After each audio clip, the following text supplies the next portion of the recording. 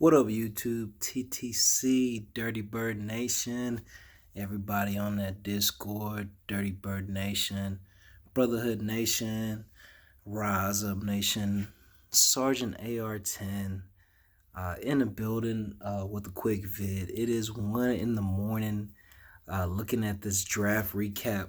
The 2019 NFL draft, okay? Roughly 2 hours from the city of Atlanta. The Falcons select two offensive linemen in the first round of the draft. Now, we had a total of 9 picks going into the draft. I think we have about 7 more, maybe 6 more picks left. Um, Disappointed, very disappointed that we didn't get Montez Sweat, Christian Wilkins, or Dexter Lawrence, or Ed Oliver. I really think that we should have picked one of those guys up. Found a way to trade up or down or left or right to get one of those guys on our team, but we didn't. You know what I'm saying? So disappointed in that, but um, puzzled at that last pick for the tackle from Washington.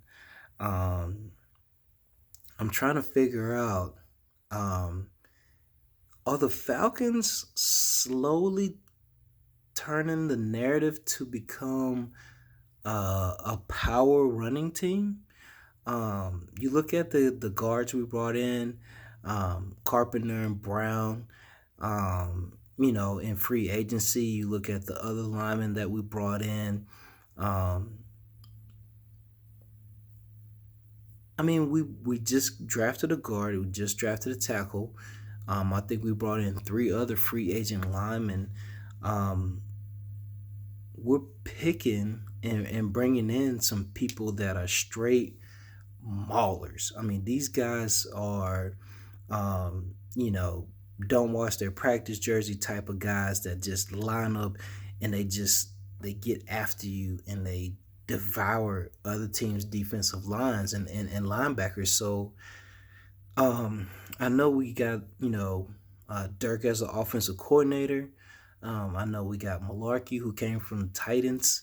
And I really think that our whole offensive philosophy is slowly changing to where we're going to be a power running team.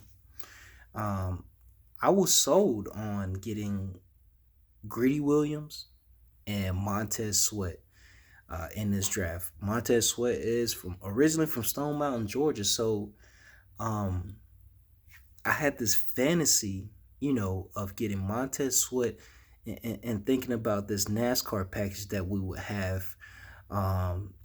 If we got a team in third and long, let's say they got a penalty on second, third down, first down, and we got this team in third and long. Now think about this NASCAR package. Um, at one end, you have Montez Sweat. At the tackle, you have either Grady Jarrett or Tag McKinley. Okay, at either side of the tackle.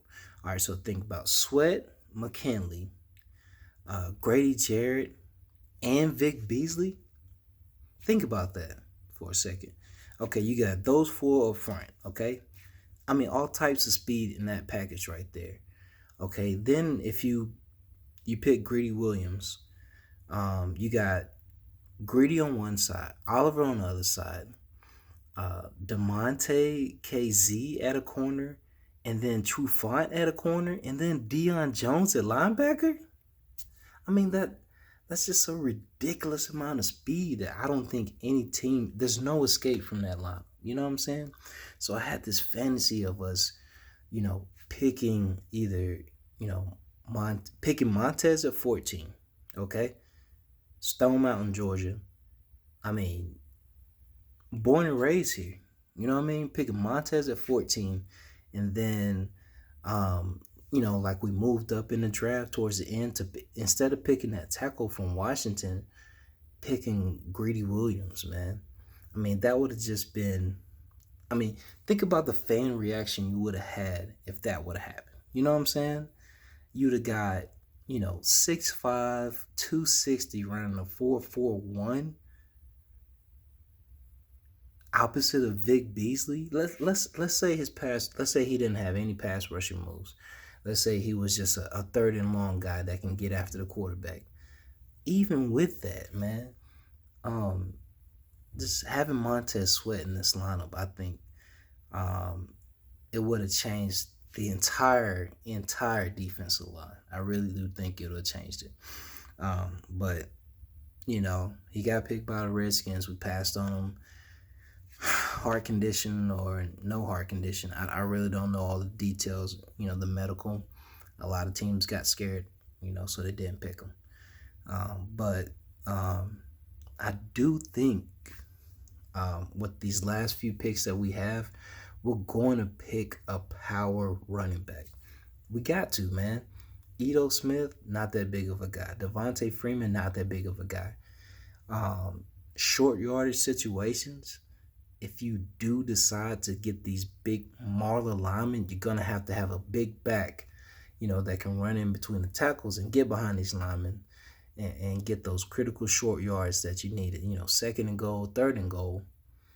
Put in this 230, 240 pounder and run it up the gut and get the ball in the end zone. You know what I'm saying? So maybe we're going away from, what we've done in the past 2, 3, 4 years as far as, having skilled players but not having any beef up front. Maybe we're changing the narrative to having these big guards, big tackles that can just knock people off the ball.